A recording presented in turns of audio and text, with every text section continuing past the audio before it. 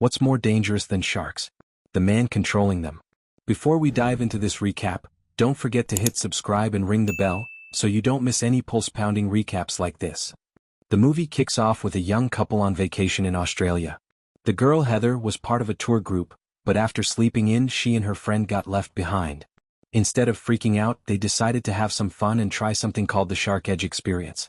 It was supposed to be a thrilling dive where tourists get lowered in a cage to see sharks up close. The trip was run by a guy named Tucker who branded it as the Tucker Experience.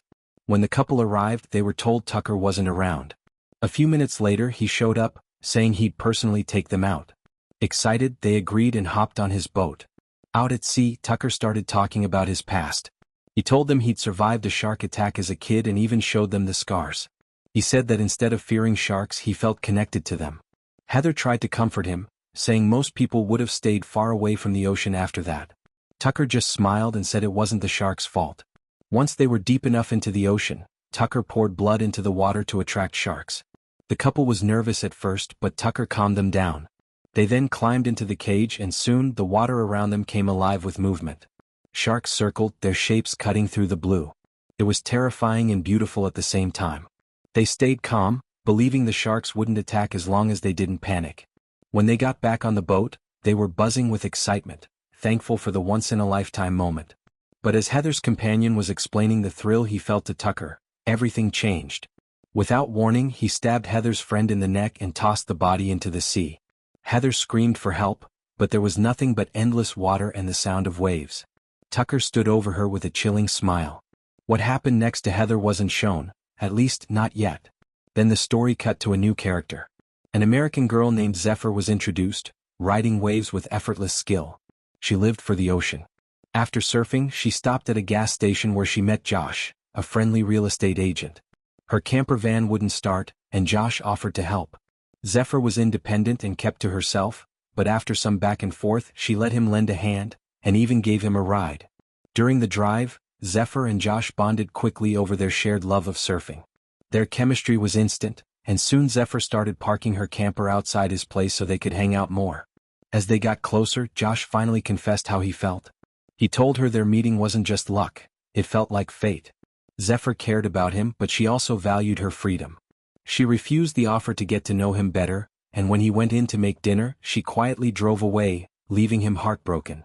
The next morning, Zephyr wanted to head back to the beach for a surf, but when she unpacked her board, she realized the fins were missing. Her friend had accidentally thrown them out.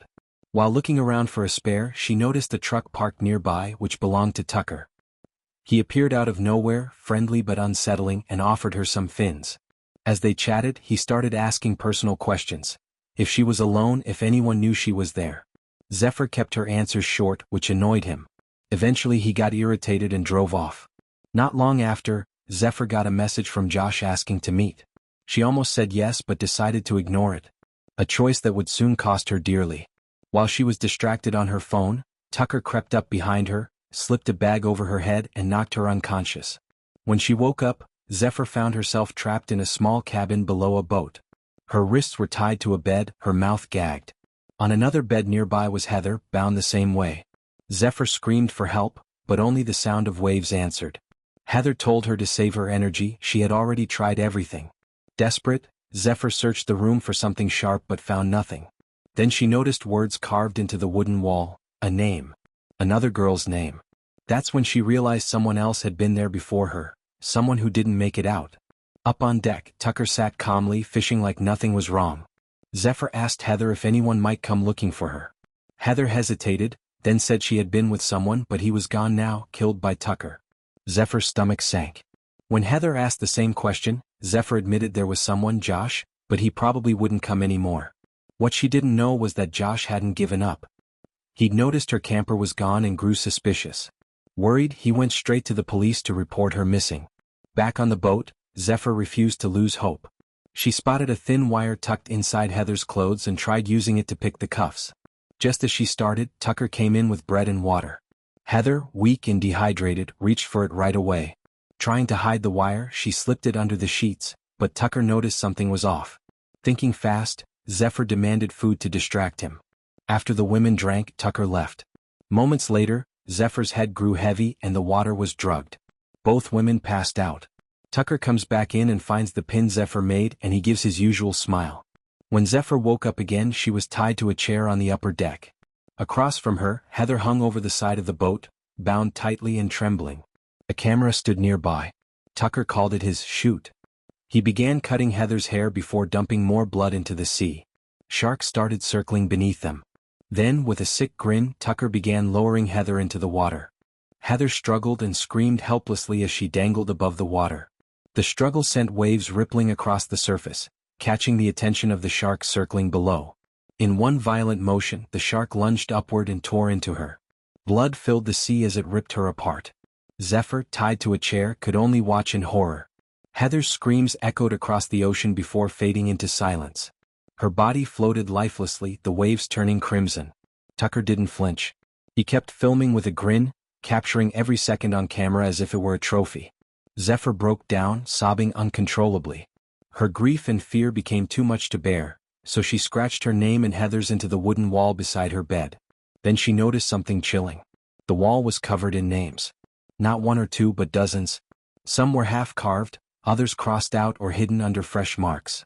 Each name made her realize something. Tucker had done this before. He wasn't just a madman. He was a serial killer who had been luring tourists for years. Every shelf confirmed it. Dozens of videotapes, each labeled with a victim's name and tied with strands of hair. Tucker added Heather's tape to the collection. Zephyr knew what that meant. She was next.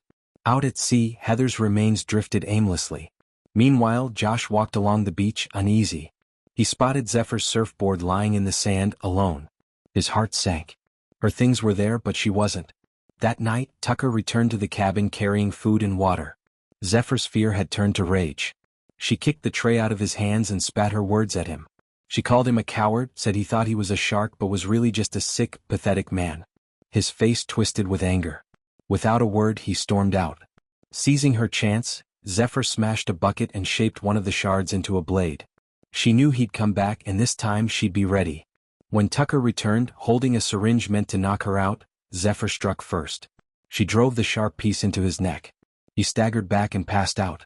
Zephyr ripped the keys from his belt, freed herself and ran for the stairs. But before she could escape, Tucker jabbed the syringe into her leg. The drug began to take hold as she stumbled upward. She reached the deck, grabbed a radio and screamed for help. Nothing but static answered. Then she spotted another boat in the distance. Music and laughter floated across the waves. She shouted at the top of her lungs, waving frantically, but no one noticed. Tucker appeared again, his face twisted with fury. In desperation, Zephyr grabbed his beloved camera and hurled it into the sea.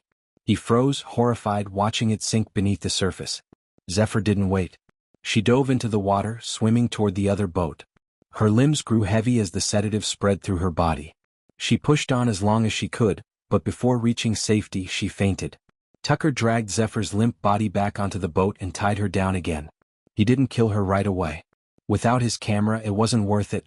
Filming the deaths was part of his ritual, and without proof, he wouldn't act. He left her bound to the bed and headed for shore to get a new camera, driving off in his truck. Meanwhile, Zephyr's friend refused to give up. Though the police had started their investigation, he followed his instincts instead. Restless, he reviewed the parking lot's CCTV footage and spotted a familiar truck parked near Zephyr's camper. The logo on the door read, "The Tucker Experience." That was the clue he needed. Tracing the address, he found Tucker's dock and boarded the boat quietly. The air was heavy and still, but then he heard faint cries below deck. He broke the lock and rushed inside. There was Zephyr, tied up and weak. Zephyr was hopeful again. She gasped for air, tears of relief flooding her eyes. She couldn't believe he had found her. She had left him behind, thinking their story was over. But now she saw he had been right, their meeting wasn't just luck. "Get something sharp," she whispered urgently. "Cut me free. Then call the police." He nodded and ran upstairs to make the call. But Tucker was waiting. The moment he raised the phone, Tucker snatched it and smashed it into pieces. A brutal fight broke out. Josh fought with everything he had, slamming Tucker into the wall and nearly choking him. Then Tucker's friend appeared and knocked Josh out. Until that moment, the man had no idea what Tucker was truly doing. But as Zephyr's screams echoed below deck, the truth hit him hard. Before he could react, Tucker turned on him and drove a hook straight through his skull. Blood covered the deck. Tucker wiped his hands and turned the wheel sharply, steering the boat toward a remote island. Josh was still alive but barely breathing. Tucker strapped him to the bed beside Zephyr, grinning as if setting up his next scene. With time running out, Josh turned his head toward Zephyr and tried to speak. His voice was weak but clear. "I just wanted you to know. I meant it. Everything I said." Before she could answer, Tucker stormed in, dragging them both to the deck. Tucker tied Zephyr to a chair and prepared to lower Josh. The sharks were already waiting. Tucker tied a rope around Josh's waist and lowered him in. But Josh stayed calm, remembering Zephyr's warning. The sharks circled but didn't attack. Tucker grew furious. He hauled Josh back up, pulled out a knife and slashed his arms and chest. Blood poured into the ocean. Then he lowered him again. This time the sharks went wild. As they circled closer, a loud thudding noise filled the air. Tucker looked up and saw a helicopter passing overhead. A search team was sweeping through the ocean. Panic flickered in his eyes. He yanked the rope, dragging Josh back onto the deck, then forced both captives below and chained them tight. He then hid until the helicopter was away, far from sight. Josh was barely conscious now, his skin pale from blood loss. Zephyr could feel his pulse fading. She knew if she didn't act fast, neither of them would make it out alive. She tried to pull her hands free, but the cuffs wouldn't budge. Desperate, she made a painful choice. She dislocated her thumb just to slip one hand out. It didn't work, so she bit down hard and tore her thumb loose completely. The pain was beyond anything she had ever felt, but she was finally free. When Tucker came back to sedate her again, he found her bed empty. Zephyr slips out of hiding, slams the cabin door and locks him inside. Then she ran to the deck and started the boat. But Tucker knew the vessel too well. He escaped through a hidden hatch and cut the engine. The fight between them turned violent. After a short struggle, Zephyr dove into the sea, swimming toward a nearby island where a wedding was happening. Her wounded hand made every stroke torture, and sharks swam somewhere below. Behind her, Tucker followed in a smaller boat. Just as she reached the island, he caught up and choked her until she passed out. This time, Tucker saw her as his biggest threat. He tied her to a rope, hanging her above the sea, and forced her friend to watch.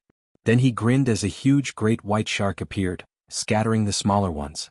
It was the same kind of shark that had scarred him as a child, and now he wanted to make it part of his twisted show. Zephyr was lowered into the water, but she stayed calm.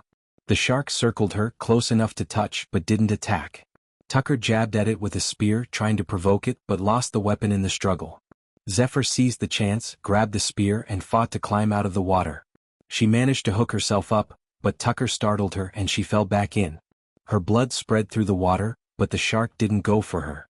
Then she noticed the scars across its body, proof it had survived human cruelty too. That was the moment she understood. The real monster wasn't the shark. It was men like Tucker.